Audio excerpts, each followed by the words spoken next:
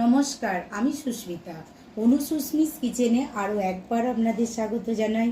আজ আমি বানাচ্ছি ম্যাগি দিয়ে প্যানকেক। এটা আপনারা ব্রেকফাস্টে খেতে পারেন। যারা প্রতিদিন ম্যাগি খেয়ে খেয়ে বোর হয়ে গেছেন তারা প্লিজ একবার এইভাবে ম্যাগির রেসিপিটা ট্রাই করতে পারেন। আশা করি আপনাদের খুব খুব ভালো লাগবে। এটা বাচ্চাদের টিফিনেও আপনারা দিতে পারেন, তাহলে বাচ্চারা খুব ভালো করে এটাকে খাবে।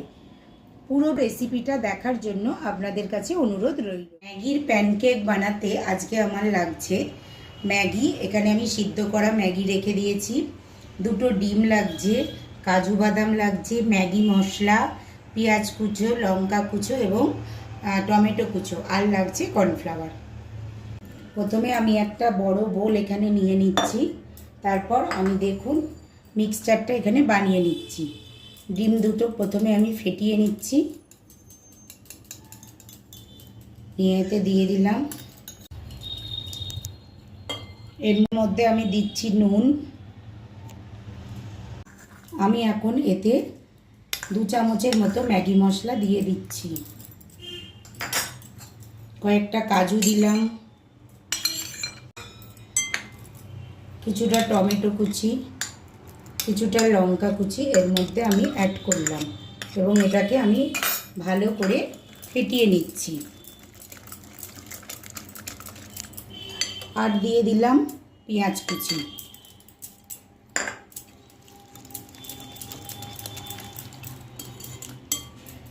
এবার আমি 3 চামচের মতো এতে কর্নফ্লাওয়ার অ্যাড করছি।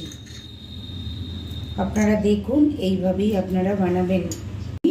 মিক্স করে নিচ্ছি।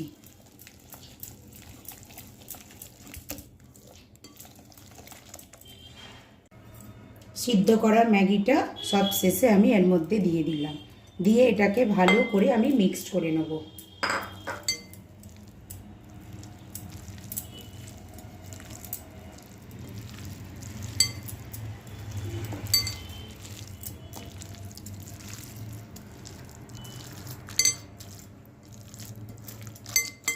আমি কিছুক্ষণ এটা রেস্টে রেখে দেব। প্রথমে আমি কড়াতে 2 চামচের মতো সাদা তেল দিচ্ছি। আমি এখন এই কড়ার মধ্যে তেলটা গরম হয়ে গেছে, এর মধ্যে আমি প্যানকেকগুলো বানাচ্ছি। এইভাবে প্যানকেকগুলোকে একটু চেপে চেপে বসিয়ে দিতে হবে। আপনারাও ঠিক এইভাবেই দেবেন। প্রথমে একটা দিলাম, তার পাশে আর একটাও আমি দিয়ে দিলাম।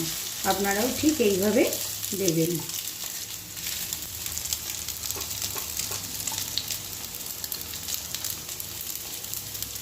তারপর আমি কিছুক্ষণের জন্য এতে চাপা দিয়ে দিলাম। চাপাটা এবার আমি খুলে নিলাম। একটা দিক আমি এবার এইভাবে উল্টে দিচ্ছি।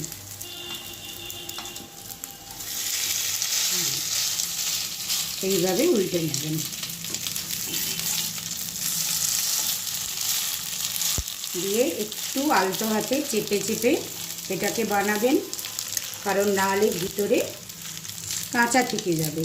সেই জন্যে এটাকে একটু চেপে চেপে আপনারা বানাবেন। দুদিকটা দেখুন এইভাবে লাল লাল করে ভেজে নেওয়ার পর এটা ভাজা হয়ে গেছে। এবার আমি এটাকে তুলে নিচ্ছি।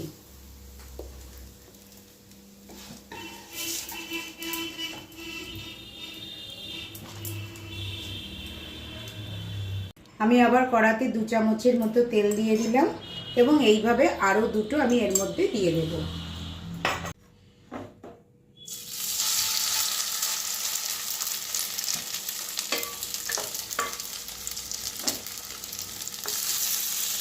ঠিক একইভাবে আগেরটার মতনই এই দুটোকেও আমি একইভাবে ভেজে নেব। আপনারা দেখতে থাকুন।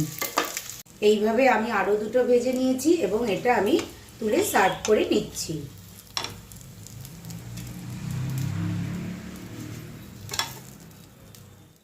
আমি এইভাবে প্লেটিং করে নিলাম। আপনারা যদি প্রথম থেকে আমার ভিডিওটা এত অবধি দেখে থাকেন যদি আমার রান্না আপনাদের খুব খুব ভালো লেগে থাকে তাহলে অবশ্যই একটা লাইক, কমেন্ট ও শেয়ার করবেন বন্ধুদের সাথে। আরও অনেক সুস্বাদু রান্নার ভিডিও দেখার জন্য আমার চ্যানেলটি অবশ্যই সাবস্ক্রাইব করবেন এবং পাশের বেল আইকনটি ক্লিক করে দেবেন, যাতে যখনই কোনো ভিডিও আপলোড করি সঙ্গে সঙ্গে আপনাদের কাছে যেন আমার নোটিফিকেশান পৌঁছে যায়। ধন্যবাদ।